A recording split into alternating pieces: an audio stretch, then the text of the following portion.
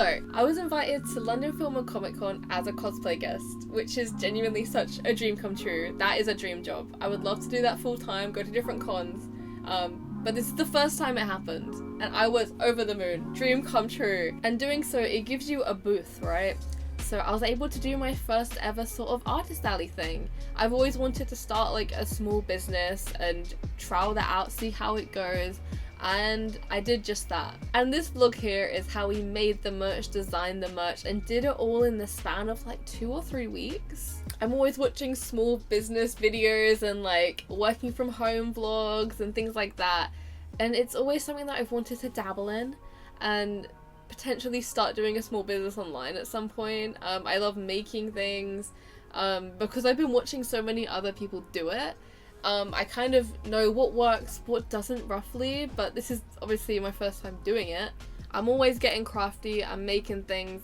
I've always had ideas for like, oh, I wish I could do merch, but like, I don't have an artist alley table. So this is my first time where I could do the cosplay thing, as well as sell things that I've made.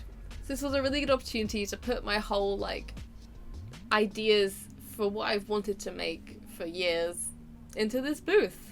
So, let's make some merch. So my booth was set back when the hype for Owl House was at its peak. The majority of my followers followed me for Owl House, so I was like, obviously I'm going to cosplay Amity there, and we're going to do some Owl House specific merch at the table, as well as like prints and other goods. So I decided to start off by doing a little checklist. I decided to have a cheap good and a expensive good. Whatever else in between happens. So for the cheap goods, I decided to do some badges, and I sold them for like, I think £2 each or something like that, and then 2 for £3. And on the expensive side of things, we decided to print t-shirts and tote bags.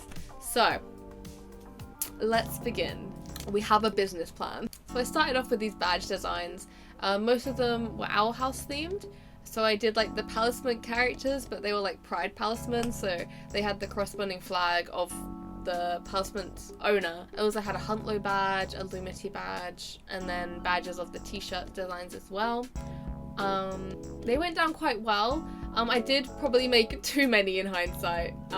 So I drew those all up myself on Procreate, and it was nice sitting down and drawing, because I don't usually get the time to do it. So I went to a friend's house that does a lot of artist alley things, so they had a badge maker with several shape designs. So they let me use the machine, and I just paid for the material costs, so like the badge backings and the fronts. All I had to do was like press them myself and then be on my merry way, which was really kind of them. That really saved me a lot of money with this. I don't think I would have been able to do the badges without it, because I feel like if I had outsourced them, I would have had to market them at like £4 each, and I don't think they would have sold at all. This booth was the beginning of, in the UK, no one could afford anything. People couldn't pay their rent, and people couldn't like pay for heating and all that. Going to a con was a luxury, let alone like buying stuff at the con. Like no one had money to spend. So I was very, very clocked onto that. As a student, going to cons, I can only really walk away with buying 1 or 2 things, so. So noisy.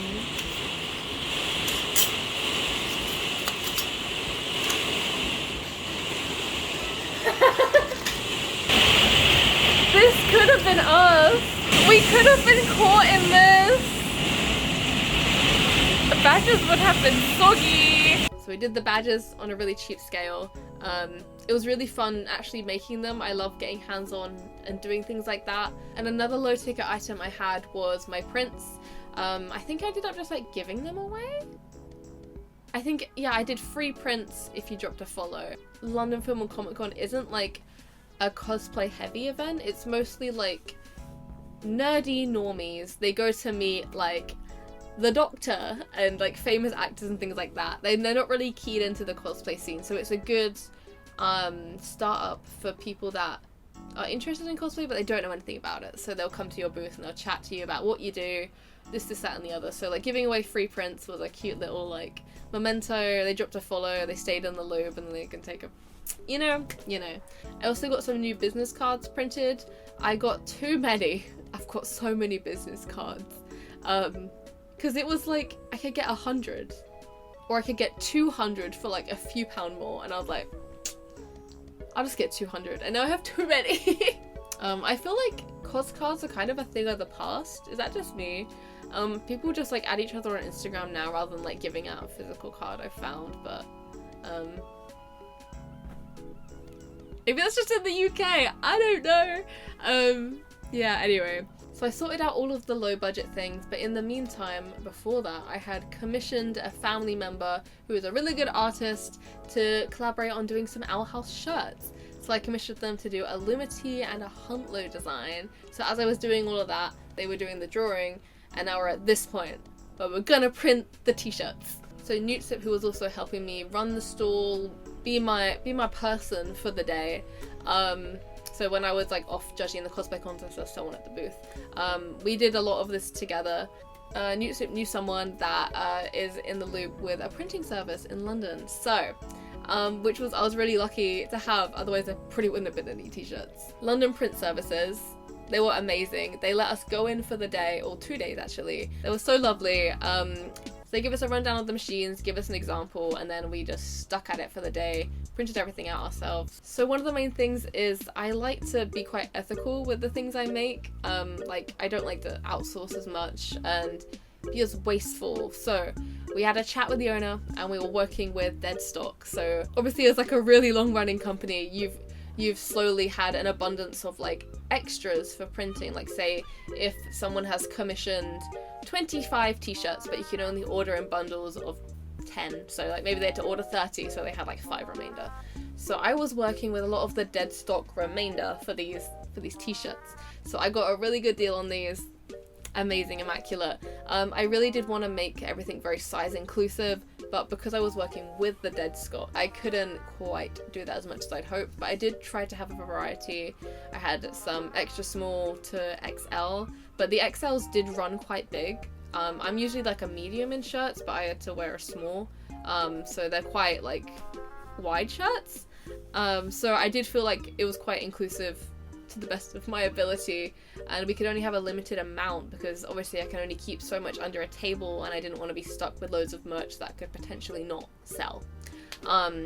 So what we decided to do was have a handful of shirts in each size and then have tote bags. So say if someone wanted to buy a shirt in a specific size and we were sold out, we could be like, oh sorry, but we do have tote bags. So this is our printing station. 37 Huntlows. We've got 2 per page going on in there. And then when they're printed, we put them in this like glue dust and we coat the bottoms. And we put them on the rack here. And then it heats up as it goes through. And then it comes out the other side. And then we have these bad boys. And then we cut them up. They look so bad from the back. They look great. They look from the... Yeah, they look great. And then after that we heat transfer the glued coating onto whatever shirt or bag we want. So we got there, we grabbed all the stock we needed, and we'll kindly walk through the whole process. So to start off with, we had the printing machine. So we uploaded the designs and they were printed on this like acetate. So when the ink is still wet, you evenly shake this powder on the top. We did it in like a tub. So we shook that on there. And then once the powder was over the top of the design, we put it through this heat machine. So it's like a powdered glue. So once the heat of the machine had melted that onto the design, once the transfer is ready for the t-shirt and we put the heat on top of that, it would reactivate the glue and stick it to the garment. Does that make sense? I don't know. So we ended up doing this like 50 times on a very hot summer's day in a factory with all these machines going. Yeah. So depending on what garment we needed, we wanted to do some in a black shirt design and some in a white shirt design, but we can't interchange that because that depends on the powder. If the powder is white and you press that onto a black t-shirt, the excess residue of like the heat press that would be a thin line around the design would look white and it would look messy.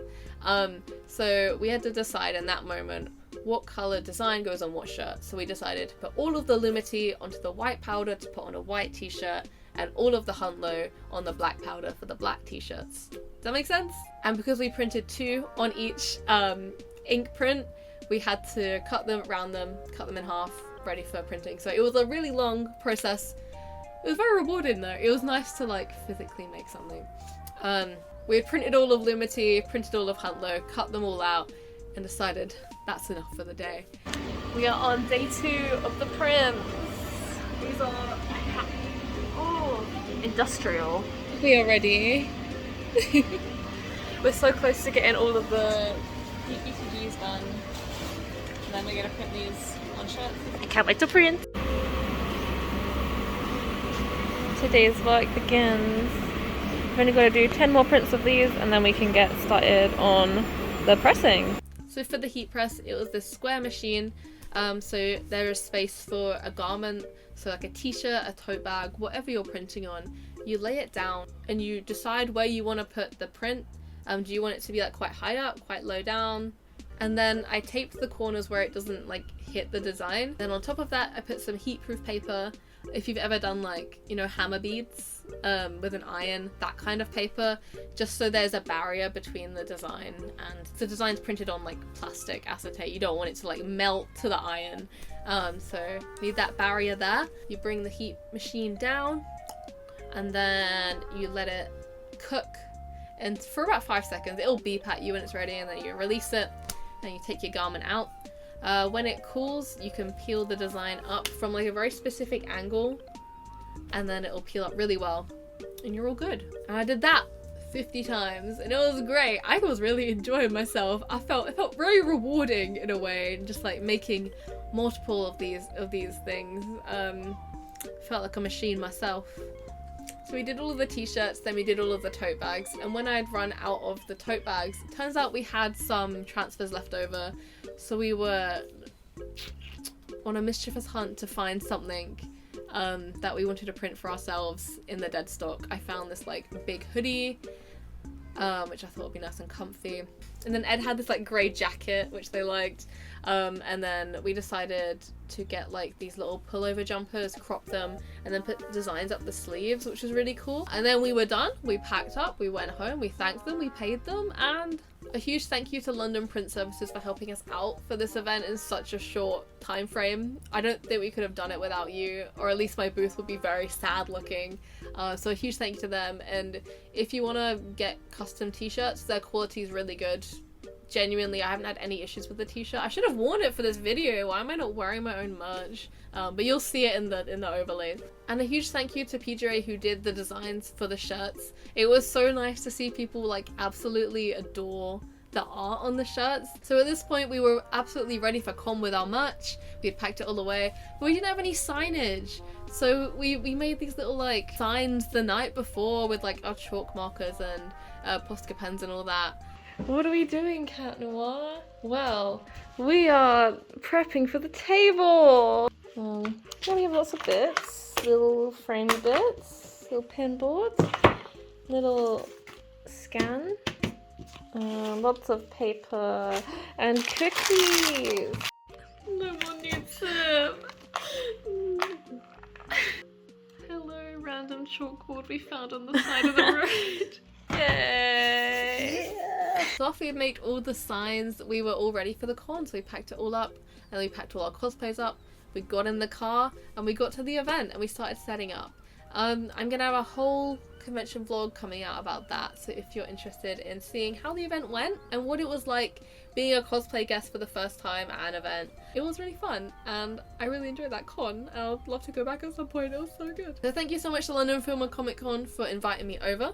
I'll have all of the info about the actual event itself in that vlog, but I thought I'd end this video on telling you how it went, how the merch went. It was a very, the time frame for the event, it was very much when everyone was broke. Cosy living was a big thing in the UK, so I wasn't expecting the highest hopes, especially for an event which obviously isn't catered towards cosplayers and cartoon merch. I was like, I really love Owl House, and whatever doesn't sell at the event, I'll list online. I do still have some bits and bobs. They are available on my Ko-fi to purchase if you're interested in getting a t-shirt before they are gone forever. I think there's a couple of like mediums or something left over, maybe a large. But yeah, if you want it, get it before it's gone forever. So yeah, how things went. things went really well. I had so many people come up to my booth being like, oh my god, Alice, and all my friends came to support me, and I really appreciate you guys for coming to that. That was, I don't know, I was so nervous, and you really made the day special by coming along. I got to judge the cosplay contest, that was really fun. But for the booth itself, we did make some good profit, but in hindsight, I would probably make less badges. Maybe I could just like, because I didn't have to batch make them. I think I made too many of some designs and not enough of others. Maybe, because I was trying to guess in my head what would be the most popular. I thought Hunter would be very popular because Hunter is such a popular character online, but people more wanted the Lumity stuff. I guess the aesthetic is more pastel and cuter. So I think in future, like, maybe I'll just, for an event like that where it's not catered to like cartoon and cosplayers and all that, I'll probably have just done like 3 of each design instead of like 5 of each design, because I do still have lots of those left. So if anyone wants a pin, take them. I have too many pins. And then as for the t-shirts, they went down really well. The more popular design was the Lumity one. I'm surprised but also not at the same time. I personally like the Lumity design more, but I am more of a Hunter fan. So I know it's weird because I cosplay Amity all the time, but she just makes me feel pretty. But as a character, I prefer Hunter in the Owl House. So I was a bit surprised that Lumity sold more, but I kind of get it. So I do have a more remainder of the Huntlow shirts, and I also think people prefer a shirt printed on white rather than black. But on the negative sides of things, the tote bags didn't really sell very well, which I was, in the lead up to the event, I was like, everyone needs a tote bag. You buy things at the con and then you're like, oh, I don't have somewhere to put them, I'll buy a tote bag. But also, like, I've never done that before. Like, in my head I'm like, yeah, people will do that, but like, I've never done that. If I've spent like 50 quid on merch, I'm not gonna spend another £5 on a bag. So I do have a lot of remaining tote bags. I think it's mostly just the Huntlow ones I have left. In hindsight, I should have reached out to other Artist Alley friends and asked like what does well and what doesn't. I feel like a lot of them could have told me about tote bags, because I did chat to some Artist Alley seagulls. I did chat to a lot of Artist Alley people at the con, and they were like, yeah, we've never done well with tote bags. It's just not a thing that people really buy. But in the hindsight of that, I was like, oh, it's a more inclusive thing rather than t-shirts. But people want to wear designs. People have loads of free tote bags from like freshers events and stuff. Like, they don't want to buy a tote bag. That's my reflection on being a salesperson at a con. I've always wanted to start doing like small business stuff, and I definitely feel like that when the day comes that I stop cosplaying, I will definitely flip into like being a table at a con and selling art and all that. I would love to do more t-shirts in future. But yeah, let me know. Have you guys enjoyed this little behind the scenes video of starting up a little small business, I guess? If any cons want any guests in the UK, hit me up. If you'd like me to make merch in future, the only way to get people to guest at cons is to request them. So on specific conventions websites, they will have like guest request forms, you can submit them, or like you can put on their social media like, I want to see blank creator at this event. So you can actually request people that you want to guest at events. Whether they'll actually be picked or not is another thing. So if you want to see me or other creators attend your local cons, be sure to request them, and then maybe they'll be up at the table just like me. Hopefully this has inspired you to like look into creating your own art and all that. Yeah, let me know what you think. I'll see you guys super soon in the next video. Bye guys, check out the vlog for the con. It's down below. Okay, bye.